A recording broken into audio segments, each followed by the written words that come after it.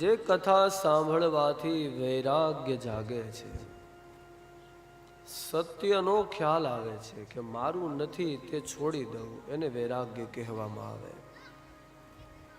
વૈરાગ્યની એક બીજી ઉપમા કે છોડી દઉં એવું નહીં, પણ અનાયાસે છૂટી જાય બધું.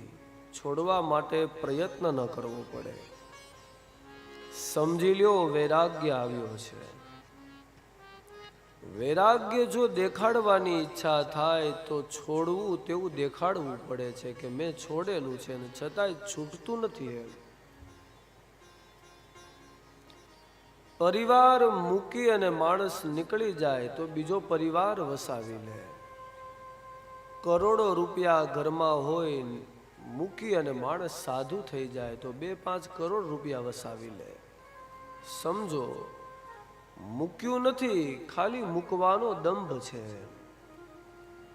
છોડવું ન પડે, સહજતાથી છૂટી જાય, તેને વૈરાગ્ય કહેવાય. અને તેવો વૈરાગ્ય ગ્રંથ તે સ્વયં ભાગવત છે. ભાગવત માણસને એવું શીખવાડે છે કે જુઓ, ક્યારેક તો છોડવું જ પડશે, તો એના કરતા અત્યારે જ કેમ નહીં? આ તું મૂકી દેને મનથી તમામ, મનથી છૂટી જાય. એને બહારથી ન છોડવું પડે. એને ન સાધુ થવું પડે, ન સંન્યાસી થવું પડે. ઘરમાં જ રહી અને ઘરથી લેપાવાનું નહીં, તેનું નામ વૈરાગ્ય ત્યાગ છે. છૂટી જવાનું ધીરે ધીરે. હવે આ યુગમાં તો કેવું છે તો કે બીજાના માટે થઈને વૈરાગ્ય જાગે છે, પોતાના માટે થઈને નહીં. જો કોકના ઘરે એવો પ્રસંગ બને તો માણસ તરત વૈરાગ્યવાન હશે એવો દંભ કરવા લાગશે. કાલે જ આપણે વાત કરી કે શ્રોતા અને વક્તાના લક્ષણો કેવા હોવા જોઈએ. એવામાં વૈરાગ્યનો ઉપદેશ વક્તા આપતો હશે, તમે જોજો બધી જ જગ્યાએ, કે ભાઈ આ બધું તો છોડી દેવાનું છે.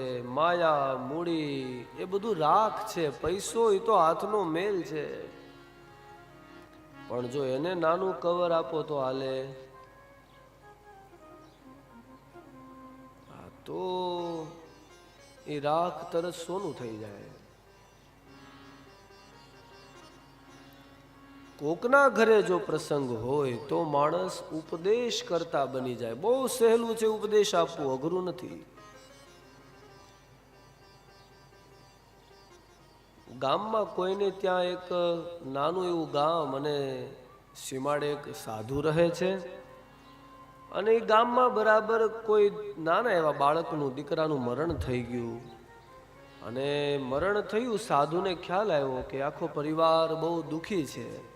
એટલે સાધુ તરત જ ત્યાં જઈને ઉપદેશ આપે છે એના મા બાપને કે ભાઈ જો આમાં કોણ દીકરો કોણ બાપ, અહીંયા આવ્યો એ બધાએ એકવાર જવાનું છે, માટે શોક ન કરો. આત્મતત્વ તે અમર છે. એ દીકરાનું શરીર પડ્યું છે, એ તો ક્યાંક ને ક્યાંક જીવતો હશે. આ વાત આખા ગામ લોકોએ સાંભળી. અને થોડા દિવસ થયા ને ત્યાં એ સાધુ એક નાની એવી બકરી રાખે. એ સાધુની બકરી ગુજરી ગઈ. અને પછી સાધુ જે કાંઈ રોવે છે, ગામના લોકો ગયા અને સમજાવે છે કે બાપજી, પહેલાનો દીકરો ગુજરી ગયો ત્યારે તો તમે એવી વાત કરતા હતા કે આત્મતત્વ અમર છે. એટલે સાધુએ કીધું ભાઈ દીકરો એનો હતો ને આ બકરી તો એ મારી છે. હવે વૈરાગ્યની વાત ના આવે, હવે છૂટે નહીં. બસ એ વૈરાગ્ય બીજા માટે છે, પોતાના માટે નથી. પોતે જો વૈરાગ્યવાન થઈ જવાય તો સાધુત્વ અંદરથી પ્રગટ થાય છે, બહારથી નહીં.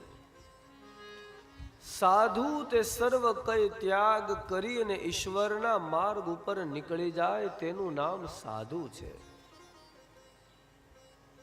ચાલતા ચાલતા ચાલતા જે નીકળેલો છે એ પહોંચી જાય, તેનું નામ સંત છે. રસ્તામાં ચાલ્યો જાય, લક્ષ્ય નક્કી કરેલું છે કે પહોંચવું છે ઈશ્વર સુધી, અને જો ચાલતો થઈ જાય તો સાધુ સમજવાનો, અને ક્યાંક ધૂણી ધખાવીને બેસી જાય તો સંત સમજવાનો કે ના પહોંચી ગયો, ઠેકાણું મળી ગયું.